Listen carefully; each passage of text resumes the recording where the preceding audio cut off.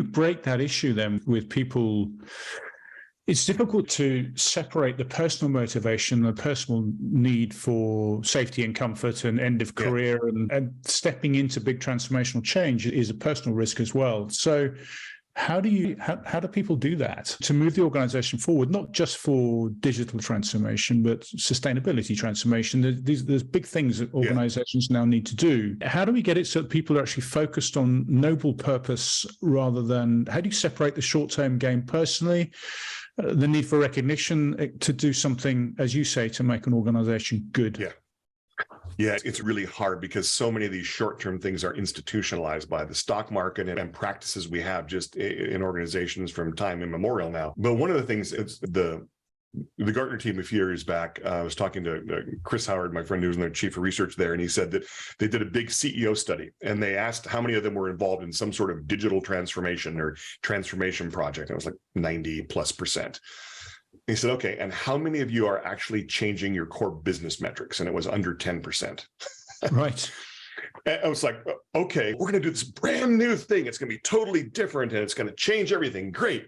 And how do you measure success? Oh, same old way, man. Come on. That's already established. So if it's not successful, if you do the things you've got to do to come up with something new, you're still going to get fired for not hitting the old metrics. That's right. In fact, you might fail, might not hit your metrics, might lose all these things that you get, your money, your bonus, whatever, because you did the right thing. It will still say, hey, go do the right thing. People are like, excuse me?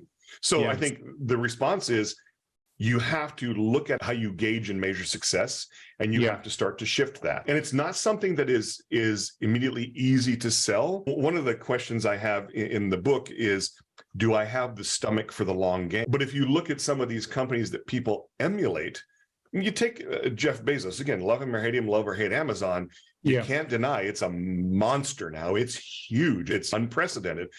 But Bezos is willing to play a long game. And think about this, when I was at GE and going through transformation, there is no way Jeff Immelt could have gone to the street and said, we're going to do this massive transformation. So I expect we'll probably just lose money for the next 5 years now, as opposed to make it. But we will gain a huge market share that will make us predominant in digital industrial. And they would have said, boom, right then, because it's like, no, I need my 3 cents a quarter a dividend. That's what I'm here for. Jeff Bezos could say, hey, guys, here's the stock. We're going to go ahead and put an IPO out there. By the way, at least 5 years, we're just going to lose money. If you don't like the idea, go somewhere else. And many people didn't. Those people who did are doing very well nowadays. But he had a long game vision. We have a short-term world. We have a short-term stock market. We have short-term compensation systems. It's just all based upon, quarters and months and a year. And so it doesn't give us the chance to truly have that vision many times. So you've got to look at how you're measuring it, and you've got to make some real thoughtful changes.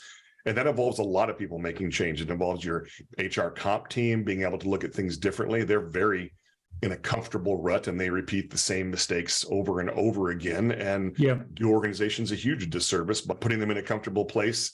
But the reason they do that is because, and I'm cynical here, it's because the top executives are still getting paid well, and they're paying me well for saying you need to be paid this well. And so it's a vicious cycle of a closed circuit of taking care of each other.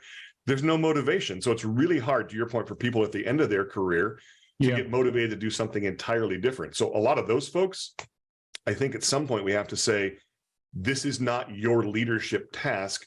How do we bridge you to what your expectation was, and literally put that in right now into part of our cost of transformation? Part of the cost of transformation is elegantly moving people out who will thwart the transformation and bringing in people who won't.